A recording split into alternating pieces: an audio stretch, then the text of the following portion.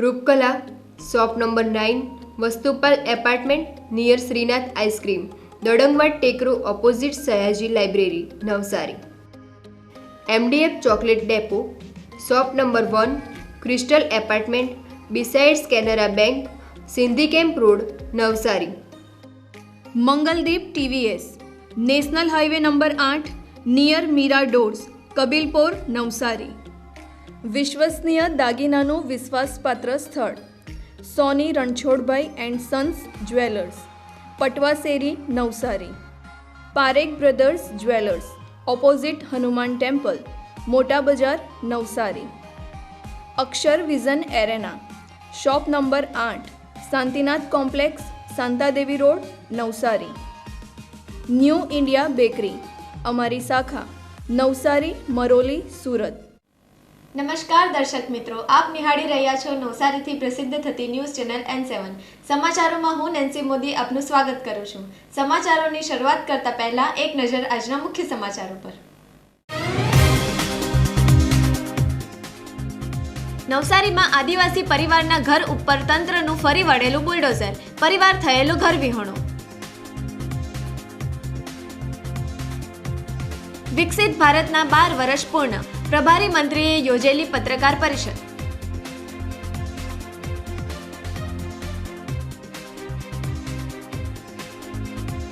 અબ્રામા ગામમાં ગ્રામ પંચાયતની નોટિસને અવગણી થઈ રહેલું ગેરકાયદેસર બાંધકામ।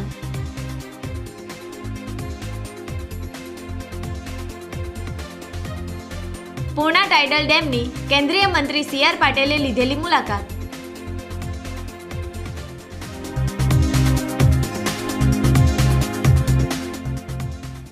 નવસારી શહેરમાં આદિવાસી પરિવારનું ઘર તંત્ર દ્વારા તોડી પાડવામાં આવ્યું હતું। ઘરની સામે ઘરની વાત પોકળ સાબિત થઈ। આદિવાસી પરિવારને ઘર વિહોણા કરવામાં તંત્રની હદ પારની નફટાઈ થઈ હતી। નવસારી શહેરની સહયોગ સોસાયટીમાં વર્ષોથી આદિવાસી પરિવાર સરકારી જમીન ઉપર રહેતો આવેલો હતો। સોસાયટીનું અસ્તિત્વ ન હતું તે સમયથી નૈનાબેન રાઠોડ અને તેમનો પરિવાર બાપ દાદાના સમયથી વસવાટ કરતો આવેલ હતો। સદર જમીન ઉપર સહયોગ સોસાયટી બની હતી। આદિવાસી પરિવારને સોસાયટીના એક પ્લોટમાં જગ્યા ફાળવી આપવામાં આવી હતી। આ જમીનનો પ્લોટ સરકારી હોય તંત્ર દ્વારા નોટિસ આપવામાં આવી હતી। નોટિસમાં પરિવારને 15 દિવસમાં ઘર ખાલી કરી તોડી નાખવાનો હુકમ કરવામાં આવ્યો હતો। સોમવારે વહેલી સવારથી જ પોલીસ બંદોબસ્ત સાથે પ્રાંત અધિકારી મહાનગરપાલિકાની ટીમ સ્થળ ઉપર પહોંચી અને આદિવાસી પરિવારને ઘર ખાલી કરવા માટે બળજબરીપૂર્વક દબાણો કરી ઘર વખરીનો સામાન બહાર કાઢવામાં આવ્યો હતો। તંત્રની નફટાઈ તો ત્યાં સુધી થઈ હતી કે પરિવારને પોલીસ દ્વારા બળજબરીપૂર્વક ઘરની બહાર કાઢવામાં આવ્યા હતા। પોલીસનો કાફલો પરિવારને બળજબરીપૂર્વક પોલીસની ગાડીમાં બેસાડવાનો પ્રયત્ન થયો હતો। આદિવાસી પરિવાર અને પોલીસ વચ્ચે ઘર્ષણ થયું હતું। પરિવાર ઘર વિહોણો થઈ ગયો। આદિવાસી નેતાઓ સ્થળ ઉપરથી ગાયબ થઈ ગયા। ઘરની સામે ઘર આપવાની જે વાત હતી તે સદંતર પોકળ સાબિત થઈ હતી। આદિવાસી પરિવાર ઘર વિહોણો થઈ ગયો અને રસ્તા ઉપર આવી ગયો હતો। આજરોજ અહીંયા સહયોગ સોસાયટીની પાછળ જજીસ કોલોની છે એ જગ્યાએ સિટી સર્વે નંબર 4981 જે સરકારી રેવન્યુ સદરે સરકારી નંબર તરીકે ચાલી આવે છે તેમાં 2 કાચા ઝૂંપડાના દબાણ હતા। જે દબાણદારોને 2025ના ડિસેમ્બરની અંદર અને 2024ના જાન્યુઆરીની અંદર જમીન મહેસૂલ કાયદા કલમ 61 હેઠળ દબાણ છે કે નહીં તે પ્રસ્થાપિત કરવા માટે નોટિસ આપવામાં આવેલી હતી। 3 થી 4 સુનાવણી કર્યા બાદ દબાણ છે એવું પ્રસ્થાપિત થયું હતું। જે અહીંયા રહેનારા દબાણદારો છે તેમની પાસે કોઈ પુરાવા હતા નહીં એટલે એ દબાણ એ લોકોને દિન 10માં દૂર કરવા માટે જણાવેલ હતું। ત્યારબાદ એમને અપીલની પૂરતી તક આપવામાં આવી હતી। અપીલ એ લોકોએ કરી નહીં એટલા માટે કલમ 202 હેઠળ ઇવિક્શનની એટલે કે હકાલપટ્ટી કરવા માટેની નોટિસ એ લોકોને 1 તારીખે આપવામાં આવી હતી। જેમાં 10 તારીખનો સમય છેલ્લો હતો કે 10 તારીખ સુધીમાં તેઓએ અન્ય વ્યવસ્થા કરીને સ્થળ પરથી દબાણ દૂર કરવું, પરંતુ તેવું તેઓએ કર્યું નથી।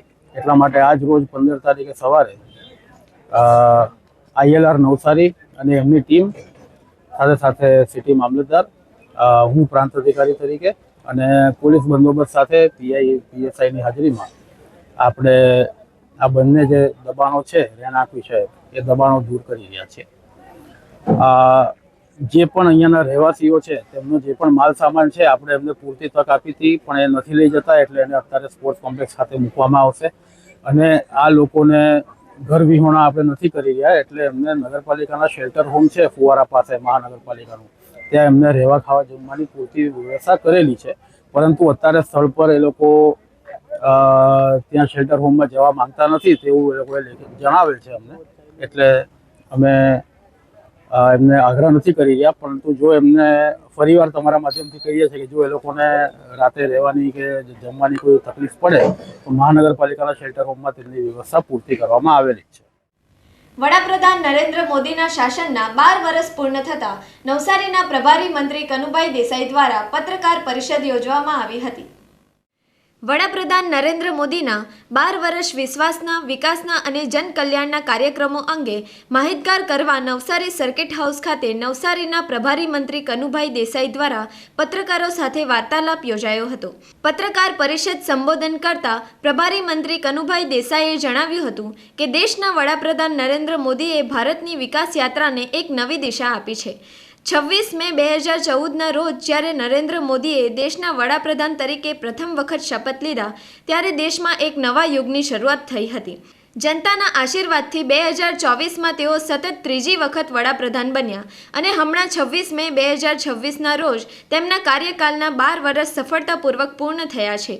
પીએમ જનધન યોજના, ઉજ્જવલ યોજના, પ્રધાનમંત્રી આવાસ યોજના અને ગરીબ કલ્યાણ યોજના જેવી યોજનાઓ દ્વારા સરકારી લાખો વચેટિયાઓ વિના સીધા સમાજના છેલ્લા માણસ સુધી પહોંચી રહ્યા છે. બીજી તરફ digital India, make in India અને આત્મનિર્ભર ભારત જેવી પહેલો ભારતને આજે વિશ્વની અગ્રણી અર્થવ્યવસ્થાઓમાં લાવીને ઊભી રાખી દીધું છે. વર્તમાન ભારતમાં ચૂંટાયેલી સરકારના વડા તરીકે સૌથી વધુ શાસનની ધુરા સંભાળીને દેશને જનકલ્યાણ અને સુશાસનના માર્ગે લઈ જનાર માનનીય મોદીજી ગુજરાત દેશના સૌપ્રથમ વડાપ્રધાન છે જેમણે આ સિદ્ધિ હાંસલ કરી છે. અને આ સમયગાળા દરમિયાન આપણે ગુજરાતે અને દેશે જે વિકાસના કામો જોયા છે, જે શાંતિના કામો જોયા છે અને જે ઇન્ફ્રાસ્ટ્રક્ચર કહેવાય કે જે આપણને ભવિષ્ય માટે પણ ઘણા ઉપયોગી બને, આ બધા કામોની સાથે સાથે આપણી વિદેશ નીતિ અને આપણી સંરક્ષણ નીતિ, આપણો દેશ આત્મનિર્ભર બને એનો સંદેશો મોદીજીએ સૌ પ્રથમ આપ્યો. અને આત્મનિર્ભર ભારત માટે આપણે ડિફેન્સ કોરિડોર બનાવ્યું અને આપણે શસ્ત્રો પણ ભારતમાં બનતા હતા. એ પહેલાં આપણે બધા શસ્ત્રો ઇમ્પોર્ટ કરતા હતા. આત્મનિર્ભર ભારતના સંકલ્પ સાથે એમણે જે રીતે દેશના વિકાસની ધુરા સંભાળી અને આપણા ગુજરાતમાં જો જોઈએ તો સુરતને ટેક્સટાઇલ પાર્કની ભેટ આપી, જંબુસરમાં ફાર્મા પાર્ક આવ્યો, સાણંદ ખાતે સેમિકન્ડક્ટર પાર્ક આવ્યો. આવા અનેકવિધ વિકાસના કામો અને ઉદ્યોગના જે ગ્રોથ કહી શકાય એવા કામો આપણા ગુજરાતમાં આવ્યા અને એના લીધે સમગ્ર દેશને એક નવી ઉર્જા મળી છે. કોરોના મુખ્યમંત્રીથી લઈને વડાપ્રધાન સુધીના અવિરત જે શાસનની ધુરા છે 2001થી 2026 સુધી, એમાં આખા વિશ્વએ એમની જે એક નિષ્ઠા છે, એમની પ્રમાણિકતા છે કે એક પણ દાગ વગર જે રીતે શાસનની ધુરા સંભાળી છે, આપણે સૌ એમને શુભેચ્છા આપીએ અને દીર્ઘાયુ ઈચ્છીએ અને સૌથી વધુ દેશની અને વિશ્વની શાંતિ માટે એમને સફળતા મળે એવી શુભેચ્છા આપીએ. જલાલપોર તાલુકાના અબ્રામા ગામમાં ગ્રામ પંચાયતની નોટિસની એસી-તેસી કરી કેટલાક માથેભારે વ્યક્તિઓ ગેરકાયદેસર બાંધકામ કરી રહ્યા છે. ગ્રામ પંચાયતે નોટિસ ફટકારી તેમ છતાં મંજૂરી વિના કામ ચાલુ છે. જલાલપોર તાલુકાના અબ્રામા ગામના સમાજ મંદિર ફળિયામાં અમરતભાઈ પટેલ દ્વારા ગ્રામ પંચાયતની કોઈ પણ પૂર્વ મંજૂરી વિના જ ખોટી રીતે બાંધકામ થઈ રહ્યું છે. રહેણાંક વિસ્તાર હોય, આજુબાજુના રહીશોને ચોમાસા દરમિયાન તકલીફ પડવાની શક્યતાઓ છે, જેથી કિશોરભાઈ પટેલ દ્વારા ગ્રામ પંચાયતમાં ફરિયાદ કરવામાં આવી હતી.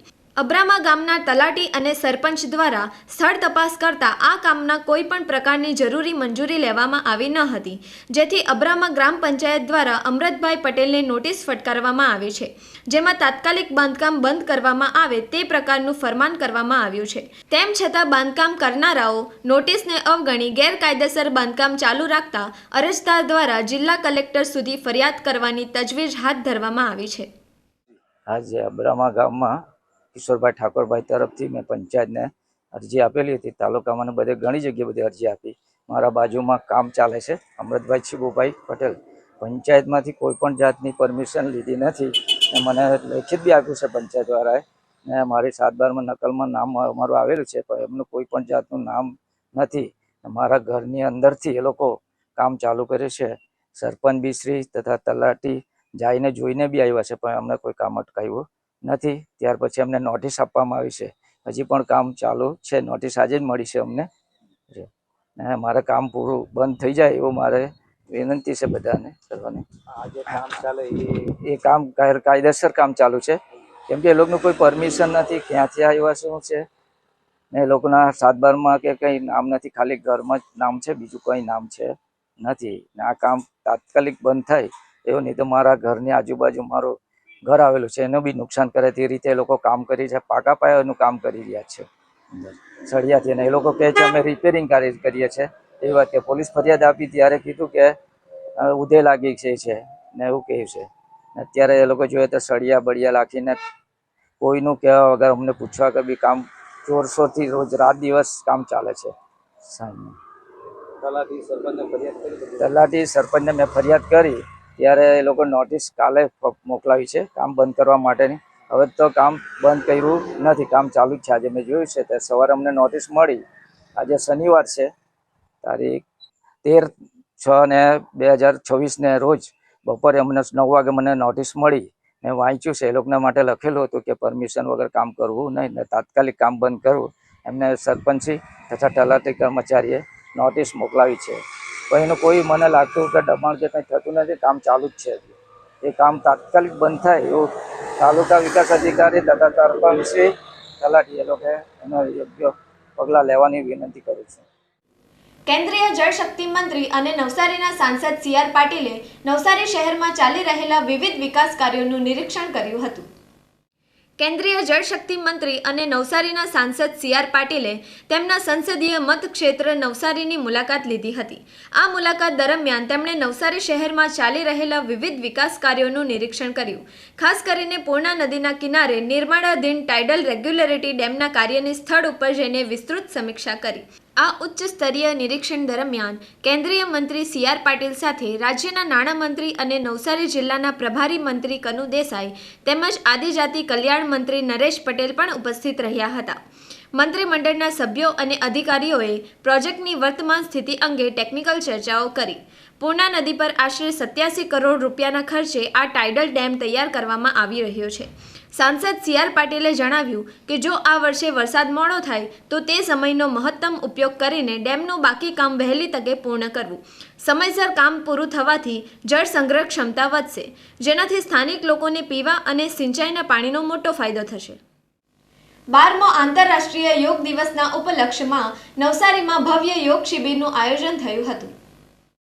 21મી જૂન આંતરરાષ્ટ્રીય યોગ દિવસની પૂર્વ ઉજવણીના ભાગરૂપે ગુજરાત રાજ્ય યોગ બોર્ડ અને SS અગ્રવાલ કોલેજના નવસારીના સહયોગથી 12મો આંતરરાષ્ટ્રીય યોગ દિવસ મનાવાયો હતો.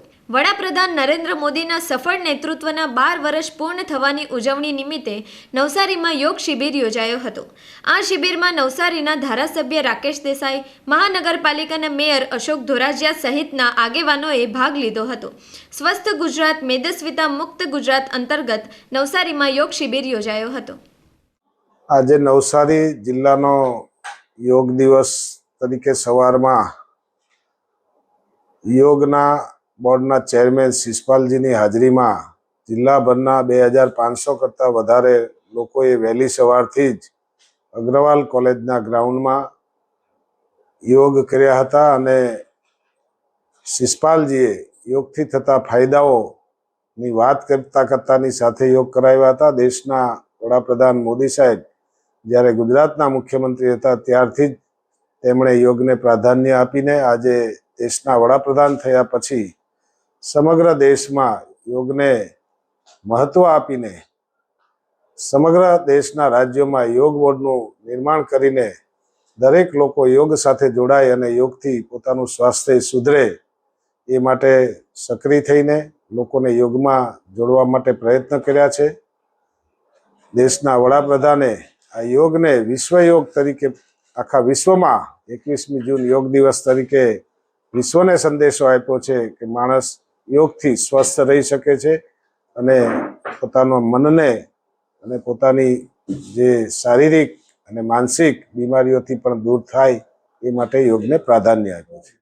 સમાચારો સમાપ્ત કરતા પહેલા એક નજર આજના મુખ્ય સમાચારો પર. નવસારીમાં આદિવાસી પરિવારના ઘર ઉપર તંત્રનું ફરી વળેલું બુલડોઝર, પરિવાર થયેલો ઘર વિહોણો. વિકસિત ભારતના 12 વર્ષ પૂર્ણ, પ્રભારી મંત્રીએ યોજેલી પત્રકાર પરિષદ.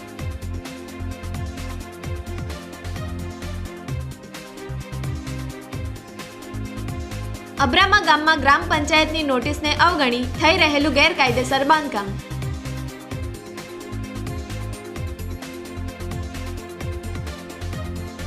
પૂર્ણા ટાઇડલ ડેમની કેન્દ્રીય મંત્રી CR પાટીલે લીધેલી મુલાકાત.